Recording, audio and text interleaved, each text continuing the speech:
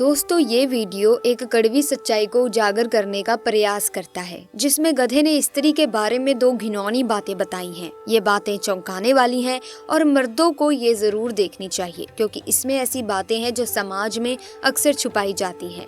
ऐसे में आज का टॉपिक थोड़ा हटके है, क्योंकि हम बात करेंगे एक मजेदार लेकिन सोचने पर मजबूर कर देने वाले विषय पर। इसी तरह की महत्वपूर्ण और ज्ञानवर्धक जानकारी प्राप्त करने के लिए हमारे चैनल समृद्धि को सब्सक्राइब करें और बेल आइकन को प्रेस करें, ताकि नई वीडियोस की अपडेट आपको सबसे पहले मिल सके। गधे के नजरिए से महिलाओं से जुड़ी दो ऐसी सच्चाइयों के बारे में, जो कि थोड़ा अलग जरूर है, पर यकीन मानिए सुनने के बाद आपको भी लगेगा कि इसमें कुछ सच्चाई तो है। अगर आप मर्द हैं तो ये वीडियो आपके लिए बहुत खास है, क्योंकि इसमें वो बातें होंगी जो शायद आपने कभी सुनी ही नहीं होंगी। तो वीडियो को अंत तक जरूर देखें और जानिए वो सच जो शायद आपने अब तक नहीं जाना। बता दें दोस्तों कि किसी गाँव में एक किसान के घर एक बकरा और एक गधा रहता था। बकरा बड़ा चालाक और स्वार्थी था, जबकि गधा सीधा और बड़ा मेहनती था। दोनों एक ही किसान के पशु थे और इकट्ठे ही घर में रहते थे। किसान गधे के पीठ पर हमेशा अनाज लादकर बाजार में ले जाया करता था। बोझ ढोने का सारा काम गधे को ही करना पड़ता था। गधे का जैसा काम था, किसान उसे उसी प्रकार का भोजन दे देता था। गधे को स्वादिष्ट और पौष्टिक आहार मिलता था, जबकि बकरे को सूखा और साधारण खाना दिया जाता था, क्योंकि बकरा कोई बोझ का काम नहीं करता था। गधे का खाना देखकर बकरा दिन भर ललचाता रहता था और मन ही मन में सोचता था कि अगर हमारा मालिक इस गधे को बहुत स्वादिष्ट चीज़ें खिलाता है और मुझे सिर्फ सूखा खाना दिया जाता है, मुझे कोई ऐसी योजना बनानी चाहिए जिससे मेरा मालिक गधे की जगह स्वादिष्ट चीजें मुझे खिलाने लगे। बकरा सोचने लगा, ऐसा तभी हो सकता है या तो ये गधा मर जाए या बीमार पड़ जाए या इस घर से चला जाए। बकरे ने ज्यादा दूर तक दिमाग नहीं दौड़ाया और सिर्फ अपने स्वार्थ तक ही सोचा। याद रखिए, जो अत्यधिक लालची और स्वार्थी लोग होते हैं वे छोटी सोच वाले होते हैं और हमेशा छोटा ही सोचते हैं। बकरे ने एक योजना बनाई और गधे को उकसाने की ठानी। बकरा गधे के पास जाता है और बोलता है, दोस्त तुम बड़े मेहनती हो, पर तुम्हें ये नहीं लगता कि किसान तुम्हारा पूरा फायदा उठा रहा है? देखो कितना भारी बोझ डाल दिया है तुम पर।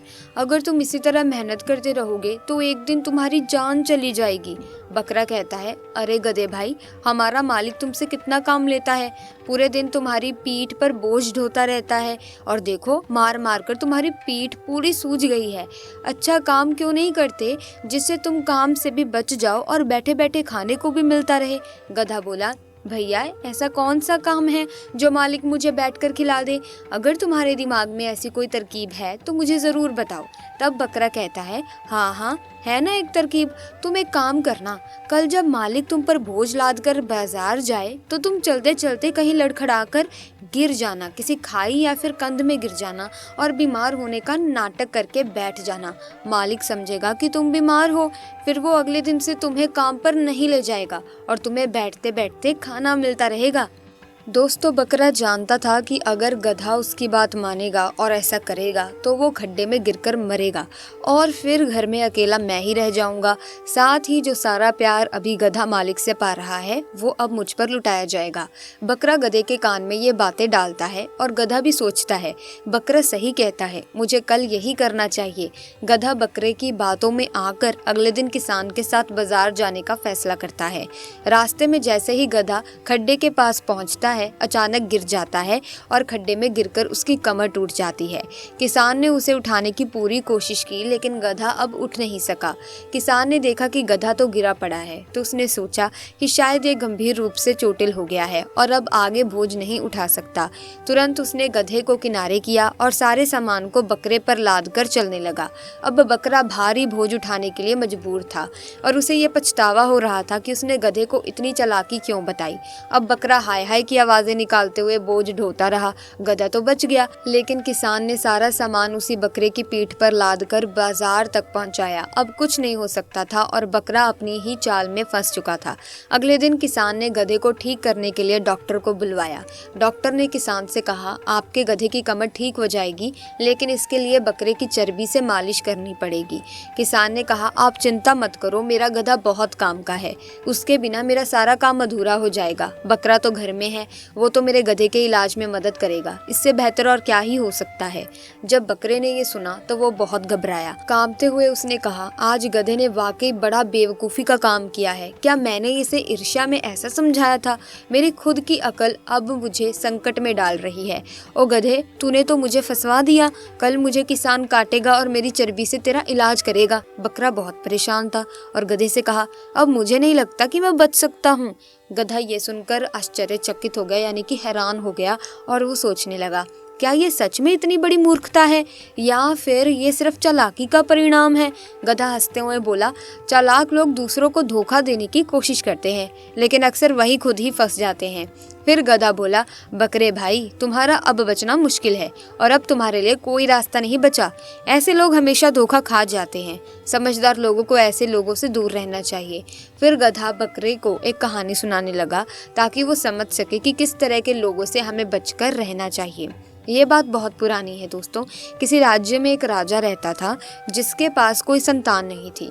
वो हमेशा भगवान, देवी देवताओं और साधु संतों से प्रार्थना करता था कि भगवान उसे कोई बच्चा दे दे, लेकिन उसकी सारी प्रार्थनाएं बेकार हो जाती थीं। फिर भी उसे किसी भी कीमत पर संतान चाहिए थी। एक दिन वो जंगल में जाता है और एक स्थान पर जाकर प्रार्थना करता है। रोज की तरह जब वो प्रार्थना कर रहा था तो उसने एक दिव्य आवाज़ सुनी। वो आवाज़ कह रही थी, क्या तुम्हें एक लड़का चाहिए जो मर जाए या एक लड़की चाहिए जो तुम्हारे घर से भाग जाए? ये सुनकर राजा सोच नहीं सका कि इस बात का क्या जवाब दे, इसीलिए वो चुप हो गया। अब वो महल में आकर अपने सारे दरबारियों को बुलाता है और उन्हें जंगल में हुई घटना के बारे में बताता है। राजा कहता है, एक आवाज़ ने मुझसे ये बात कही थी कि अगर मैं लड़का मांगू तो वो मर जाएगा और अगर लड़की मांगू तो वो भाग जाएगी। अब मैं बड़ी दुविधा में हूँ कि मुझे क्या करना चाहिए, मुझे क्या जवाब देना चाहिए। राजा की बात सुनकर दरबार के सभी दरबारी उसे सलाह देने लगे। वे बोले, महाराज, ये तो बड़े ही धर्म संकट में डालने वाली बात है। अगर आप लड़का मांगते हो और वो जन्म के कुछ दिन बाद ही मर जाता है तो ये ठीक वैसा ही होगा जैसे कोई बच्चा ना हो। इसीलिए हमारी राय है कि ना होने से अच्छा है कि वो हो लेकिन लड़का ना हो। आप लड़की मांग लीजिए, क्योंकि अगर लड़की भाग भी जाए तो कम से कम वो जिंदा तो रहेगी और आप उसे कभी भी देख सकते हैं। दूसरी बात, यदि हम पहले से ही सतर्क रहेंगे और लड़की की कड़ी सुरक्षा व्यवस्था और उस पर हर समय चौकसी रखेंगे, उसका ध्यान रखेंगे, तो वो भाग भी नहीं पाएगी। लड़की का भागना और ना भागना तो हमारे हाथ में है, लेकिन लड़के का मरना और उसे बचाना हमारे हाथ में नहीं है। और यदि लड़की हो गई तो हम उसे ताले में बंद करके भी रख सकते हैं ताकि वो कहीं भाग ना पाए।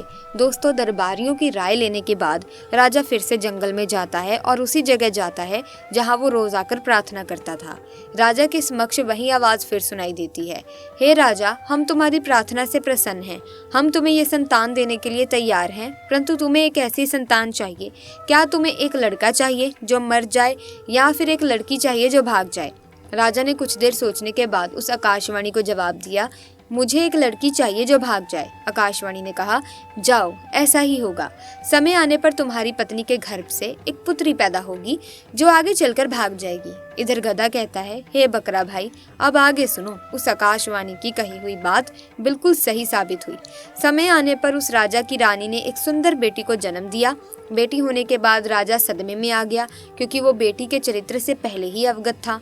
राजा को बेटी को लेकर चिंता होने लगी। दोस्तों, शहर से कई मील दूर राजा का एक बगीचा था जिसके बीच में एक महल बना हुआ था। बेटी के भाग जाने के डर से वो अपनी बेटी को उसी बगीचे वाले महल में लेकर गया और एक आया के साथ अपनी बेटी को वहीं छोड़ दिया। राजा और रानी अक्सर उनसे मिलने के लिए वहां जाते थे ताकि वो लड़की राजा और रानी से मिलने की जिद ना करे और वो नगर से अपरिचित रहे। उनका कहना मानना था कि लड़की अगर शहर में आएगी, आकर्षक वस्तुएं देखेगी, आकर्षक लोगों से मिलेगी तो उसका मन जरूर भटकेगा। इसीलिए उसे इन सब चीज़ों से दूर रखा गया था ताकि वो इन बातों और लोगों से अपरिचित रहे, उसे किसी के बारे में ना पता हो और वहाँ से वो भाग ही ना सके। राजा और रानी अपनी बेटी से मिलने जब कभी महीने 2 महीने बाद जाते रहते थे। धीरे धीरे जब राजकुमारी बड़ी हो गई और जवानी की सीढ़ी पर कदम रखा तो उसका मन आकर्षक वस्तुओं को देखने का होने लगा। एक दिन एक नौजवान व्यक्ति उस बगीचे की तरफ आता है। उसने राजकुमारी को देखा और राजकुमारी ने उसे देखा। फिर दोनों में गहरा प्रेम हो गया। राजकुमारी ने पहली बार किसी सुंदर पुरुष को देखा था तो देखते ही उसे उससे प्रेम हो गया। वो पुरुष राजकुमारी को रिश्वत में बहुत सारे पैसे देता है और राजकुमारी से मिलने की इजाजत ले लेता है। कुछ दिन तक दोनों का मिलना जुलना यूं ही चलता रहा और धीरे धीरे उनका प्रेम बढ़ने लगा। दोनों एक दूसरे से प्रेम करने लगे थे और उन्होंने खुशी खुशी शादी भी कर ली। ये शादी उन्होंने अपने माता पिता को बिना बताए ही कर ली थी।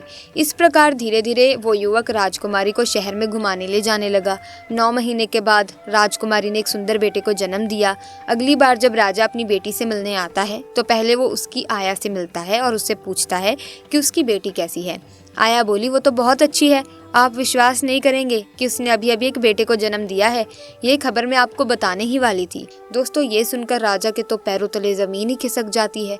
वो सोचने लगा कि जिस बात के डर से उसने अपनी बेटी को शहर से इतनी दूर बगीचे में रखा था, वही बात हो गई। राजा को बहुत शर्मिंदगी महसूस हुई और वो बहुत गुस्सा भी हुआ। राजा ने उस लड़की से कोई भी रिश्ता रखने से इनकार कर दिया। इस तरह राजकुमारी अपने पति और बेटे के साथ महल में अकेली रहती रही। धीरे धीरे उसका बेटा बड़ा होने लगा। राजा ने उससे संबंध तोड़ लिए थे। ना तो वो कभी बगीचे में आता था और ना ही अपनी बेटी और नाती को अपने घर बुलाता था। धीरे धीरे जब वो राजकुमार का बेटा 15 साल का हो जाता है, तब भी उसने कभी अपने नाना को नहीं देखा था, क्योंकि राजा ने अपनी बेटी और उसके बेटे से मिलने से इनकार कर रखा था। राजकुमारी के पति पर राजा ने बगीचे में जाने पर पाबंदी लगा दी थी। एक दिन राजकुमारी के बेटे ने अपनी माँ से कहा, माँ, मैं अपने नाना से मिलना चाहता हूँ। माँ ने जवाब दिया, हाँ बेटा, तुम जरूर जाओ। वे इस शहर में रहते हैं, लेकिन वे मुझसे नफरत करते हैं। शायद वे तुम्हें देखकर अपना मन बदल लें। अगले दिन राजकुमारी का बेटा सुबह जल्दी उठता है, घोड़े पर सवार होता है और काफी पैसा लेकर अपने नाना से मिलने के लिए निकल पड़ता है। जब वो नाना के महल में पहुंचता है तो नाना ने उसे कोई प्यार नहीं दिया और ना ही उससे कुछ कहा। कई बार राजकुमारी का बेटा राजा से मिलने जाता है, लेकिन राजा ने हमेशा उसे नजरअंदाज किया और ठीक से स्वागत नहीं किया। कुछ दिनों बाद राजकुमारी का बेटा अपने नाना से पूछता है, नाना जी, आप मुझसे और मेरी माँ से इतना नाराज क्यों रहते हैं? नाना ने उसकी बात का कोई जवाब नहीं दिया। लड़के ने फिर सवाल किया, नाना जी, आप कुछ बोलते क्यों नहीं? आप मेरी माँ को कौन सी शर्त पर माफ़ करेंगे? मुझे बताइए, मैं आपकी हर शर्त पूरी करने को तैयार हूँ। राजा ने कहा, पुत्र, मैं तुम्हें और तुम्हारी माँ को तब तक माफ नहीं कर सकता जब तक तुम जंगल में रहने वाली जादूगरनी का सिर काट कर नहीं लाओगे। अगर तुम उसका सिर काट कर लाओगे तो मैं तुम्हें और तुम्हारी माँ को अपना लूंगा। राजकुमार बोला, नाना जी, आप चिंता ना करें, मैं आपकी ये इच्छा पूरी करूंगा। मैं उस जादूगरनी का सिर काट कर अवश्य लाऊंगा। राजा बोला, यही तो मैं चाहता हूँ कि तुम वहाँ जाओ और उस जादूगरनी का सिर काट कर लाओ। दोस्तों, राजा के मन में कपट चल रहा था। वो उस लड़के को अपने कपटी जाल में फंसा रहा था, क्योंकि वो जादूगरनी एक ऐसी जादूगरनी थी कि जो कोई भी उसे देखता था वो पत्थर का बन जाता था। और ये बात राजा जानता था कि उसके नाती के साथ भी यही होने वाला है। वो लड़का जादूगरनी का सिर लेने जाएगा और उसका चेहरा देखते ही पत्थर का बन जाएगा। इसीलिए राजा ने ये कहा था कि उस जादूगरनी का सिर काट कर ले आए। दोस्तों, लड़का जादूगरनी के पास जाने के लिए चल पड़ता है। आगे की कठिनाइयों से वो अनजान था। उस लड़के ने एक बहुत ही बढ़िया घोड़ा चुना और कुछ पैसे और खाने पीने का सामान लेकर चल पड़ा। चलते चलते रास्ते में उसे एक बूढ़ा व्यक्ति मिलता है। बूढ़े व्यक्ति ने जब उस नौजवान को जंगल की ओर जाते हुए देखा तो पूछने लगा, बेटे, तुम कहाँ जा रहे हो? लड़के ने जवाब दिया, बाबा, मैं जादूगरनी का सिर काट कर लाने के लिए जा रहा हूँ। मेरे नाना मेरी माँ से बहुत नफरत करते हैं। वे बस इसी शर्त पर मुझे और मेरी माँ को अपना सकते हैं। बूढ़ा आदमी समझ गया कि राजा की नीयत साफ नहीं है और उसने इस बालक को जादूगरनी के हाथों मरने के लिए छोड़ दिया है।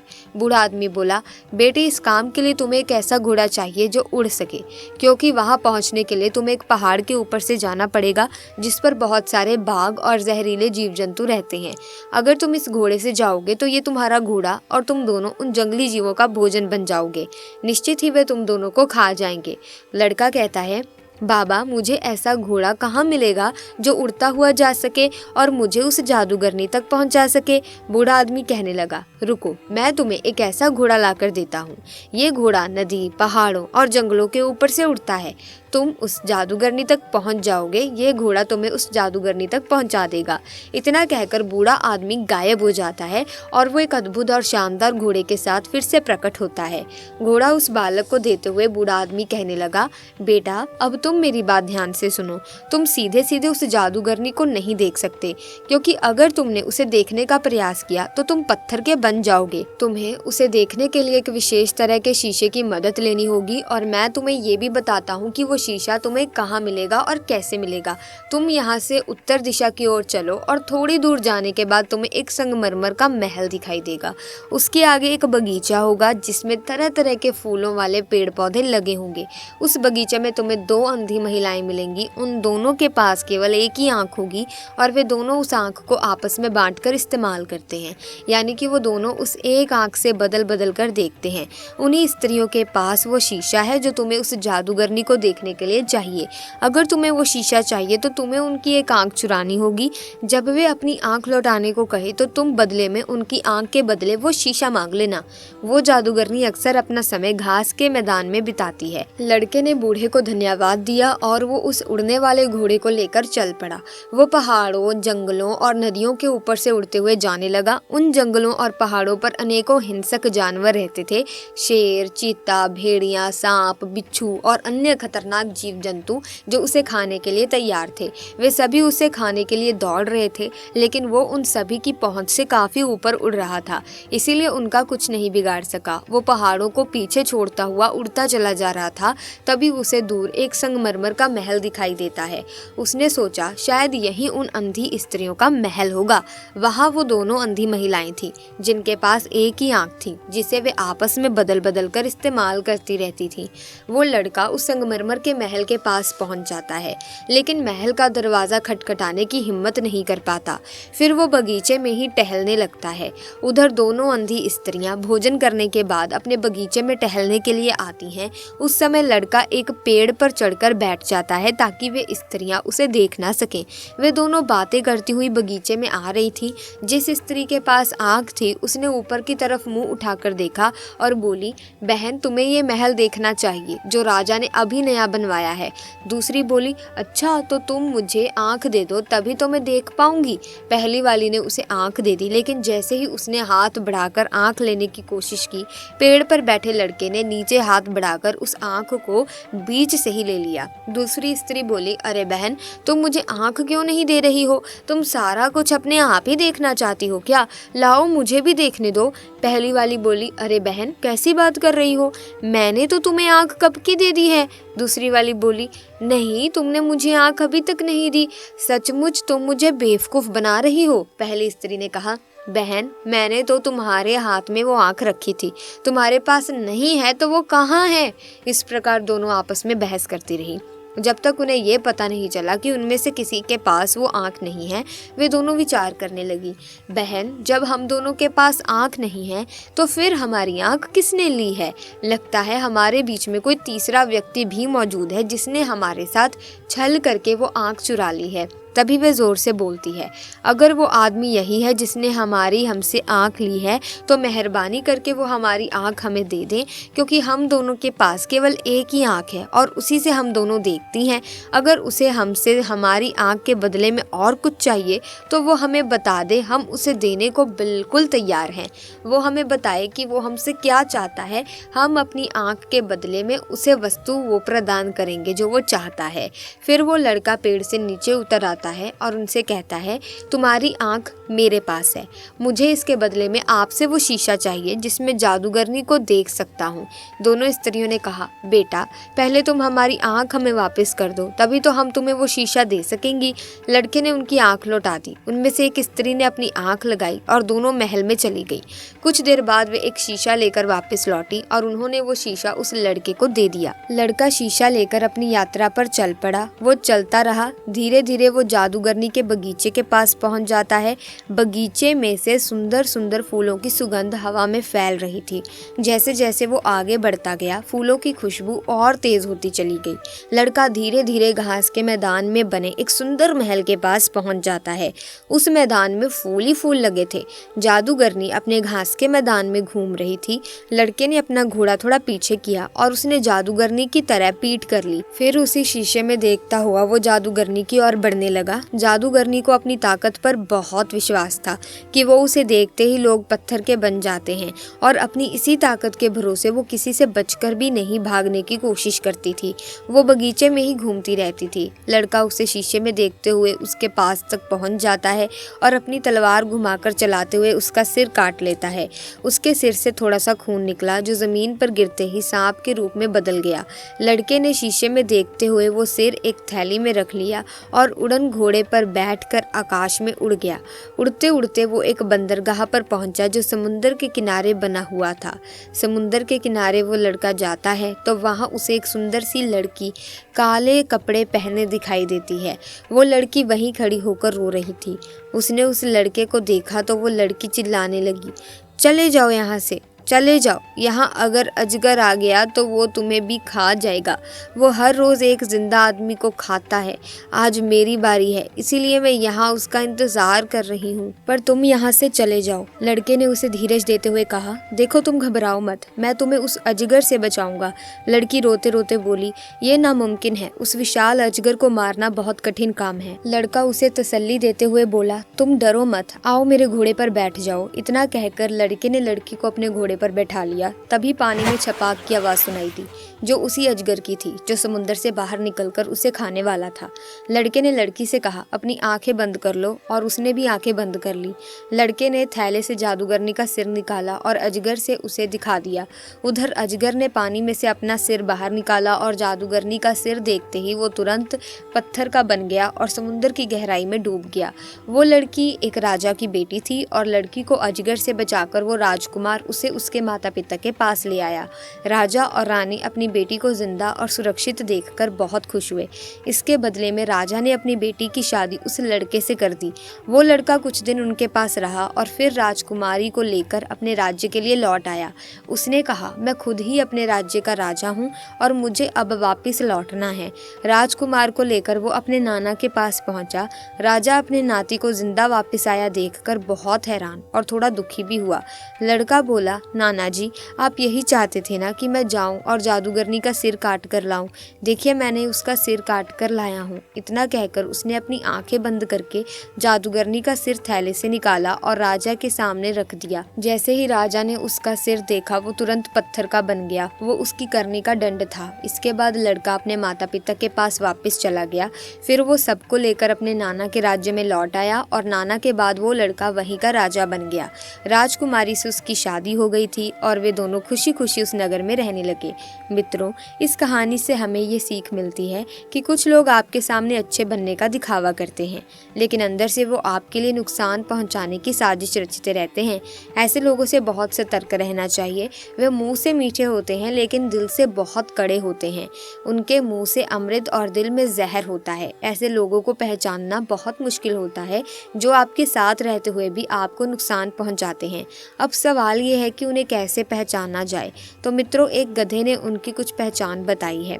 पहला प्रकार, वे लोग जो आपकी तरक्की और हुनर से जलते हैं। ये लोग आपके बारे में नकारात्मक विचार रखते हैं और अपनी नफरत छुपाने के लिए कभी आपके सामने अच्छे बनते हैं। ये लोग आपकी सफलताओं को देखकर अंदर ही अंदर जलते हैं और यही जलन उन्हें आपके खिलाफ खड़ा करती है। सामने से वो आपको खुश रहने का दिखावा करते हैं, लेकिन पीछे से उनका असली उद्देश्य होता है कि आप नीचे गिर जाएं ताकि वे खुद को सफल साबित कर सकें। इन लोगों से हमेशा सावधान रहना चाहिए, क्योंकि ये आपकी कमजोरी का फायदा उठाते हैं और धीरे धीरे आपको कमजोर करने का काम करते हैं। ऐसे लोगों के इरादों को समझना बहुत जरूरी है ताकि आप किसी भी तरह के धोखे से बच सकें। दूसरा प्रकार, वे लोग दोस्तों जो आपके सामने खुद को लज्जित या शर्मिंदा महसूस करते हैं। ये लोग अक्सर आपकी ताकत से डरे रहते हैं क्योंकि उन्हें लगता है कि आप उनके राज को जान सकते हैं जो उनके लिए घातक हो सकता है। वे ये महसूस करते हैं कि अगर आप उनकी कमजोरियों को उजागर कर देंगे तो वे बेहद परेशानी में पड़ सकते हैं। ये लोग किसी भी हालत में आपके विकास को पसंद नहीं करते क्योंकि आपकी सफलता उनके लिए खतरे की घंटी होती है। ये लोग आपको ना केवल नीचा दिखाने की कोशिश करते हैं बल्कि आपके हर कदम को निगाहों में रखते हैं ताकि कहीं आप उनका पर्दाफाश न कर दें। ऐसे लोग आपके साथ रिश्ते बनाकर अंदर ही अंदर आपको नुकसान पहुंचाने की योजना बनाते हैं क्योंकि उन्हें लगता है कि आप कभी भी उनके राज को जान सकते हैं। इस भय और असुरक्षा के कारण वे धीरे धीरे आपके खिलाफ नफरत पाल लेते हैं। यही डर उन्हें आपके लिए एक खतरा बना देता है और वे आपका नुकसान करने के प्रयास में जुट जाते हैं। तीसरा प्रकार दोस्तों, मतलबी और मौका परस्त लोग। ऐसे लोग आपकी कंपनी में तभी होते हैं जब उन्हें आपके पास रहने से कोई लाभ मिलता हो। वे आपके साथ तब तक रहते हैं जब तक उन्हें आपसे फायदा होता है, लेकिन जैसे ही उनके लिए नफा खत्म होता है या कोई और फायदा दिखता है, वे आपकी पीठ पीछे आपकी हानि करने में कोई कसर नहीं छोड़ते। ऐसे लोग अपने निजी फायदे के लिए दूसरों का शोषण करते हैं और बिना किसी शर्म के आपको गिराने की कोशिश करते हैं। वे वही करते हैं जो उन्हें अपने लिए सुविधाजनक लगता है और दूसरों के साथ विश्वासघात करने में उन्हें कोई हिचकिचाहट नहीं होती। दोस्तों, चौथी प्रकार, रिश्तों में झूठी विनम्रता। ये वो लोग होते हैं जो आपके सामने झूठी विनम्रता दिखाते हैं और मानो आपके प्रति बहुत सम्मान रखते हैं, लेकिन जब आप उनके अंदर की भावनाओं को समझते हैं तो आपको पता चलता है कि उनका असली रूप कुछ और ही है। उनके मन में आपके लिए नकारात्मक भावनाएं पलती रहती हैं जो किसी भी वक्त हानिकारक साबित हो सकती हैं। वे आपको कभी नहीं बताते कि वे कभी भी आपके खिलाफ हो सकते हैं, लेकिन समय के साथ उनकी नफरत धीरे धीरे सामने आ सकती है।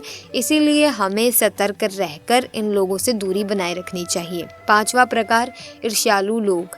ऐसे लोग जो आपके अच्छे कामों, सफलता और गुणों से जलते हैं। वे सामने से आपके मित्र बनने का नाटक करते हैं लेकिन दिल में आपकी विफलता की कामना करते हैं। ये लोग आपके समूह में शामिल होकर आपके गुणों की तारीफ करते रहते हैं लेकिन गुप्त रूप से आपकी सफलता के रास्ते में रोड़े डालने की कोशिश करते हैं। ऐसे झूठे चेहरों से हमेशा सावधान रहना चाहिए क्योंकि वे आपके दुख में खुशी महसूस करते हैं। उनके लिए दूसरों की प्रगति सिर्फ एक चुनौती होती है जिसे वे हर हाल में नष्ट करना चाहते हैं। गधे ने कहा, मित्र, तुम्हारे जैसे लोग जो अंदर ही अंदर दूसरों की खुशियों से जलते हैं, उनका वही हाल होता है जैसे उस राजा का हुआ था। मित्रों, अपने आसपास के ऐसे लोगों से हमेशा सचेत रहना चाहिए क्योंकि ये लोग कभी भी हमारी सफलता को पचा नहीं पाते। वे हमेशा किसी न किसी तरीके से हमें नुकसान पहुंचाने की कोशिश करते ही रहेंगे और करेंगे भी। ये लोग आपकी कड़ी मेहनत और सच्चाई से जलते हैं क्योंकि उनकी अपनी कमजोरियां उन्हें कभी आगे बढ़ने की परमिशन नहीं देती, अनुमति नहीं देती। इसीलिए हमें हमेशा सावधान रहना चाहिए और इन लोगों के असली इरादों को समझने की कोशिश करनी चाहिए। इस प्रकार हम अपनी सफलता को बनाए रख सकते हैं और अपनी खुशियों को सुरक्षा दे सकते हैं। इस कहानी से हमें ये सीखने को मिलता है कि हमें अपनी आत्म सुरक्षा और विश्वास पर ध्यान देना चाहिए। हमें उन लोगों से सावधान रहना चाहिए जो हमारे जीवन में केवल अपना फायदा देखने आते हैं। आपने इस कहानी से क्या सीखा? क्या आपकी ज़िंदगी में भी ऐसे लोग हैं जो आपके सामने कुछ और हैं और आपके पीठ पीछे कुछ और हैं? तो आप अपना एक्सपीरियंस कमेंट सेक्शन में हमारे साथ शेयर ज़रूर कर सकते हैं क्योंकि दोस्तों, सीखने वाली चीज़ें हमेशा आपको देखनी चाहिए। कोई भी वीडियो देखते कुछ ना कुछ सीख हासिल करनी चाहिए और अपने जीवन में लागू करनी चाहिए ताकि हम आने वाली जो मुसीबतें हैं उन्हें अच्छे से सही तरीके से फेस कर सकें। अगर आपकी ज़िंदगी में भी कोई आपका ऐसा कोई मित्र है जो सामने आपके कुछ और है और पीठ पीछे कुछ और है, तो उसे किस तरह से हैंडल करना है, आप इन चीज़ों के बारे में अच्छे से सतर्क रह सकते हैं। सो फिलहाल के लिए बस इतना ही। वीडियो अच्छी लगी हो तो लाइक करें, शेयर करें, चैनल को सब्सक्राइब करें। मिलेंगे जल्दी, तब तक के लिए धन्यवाद।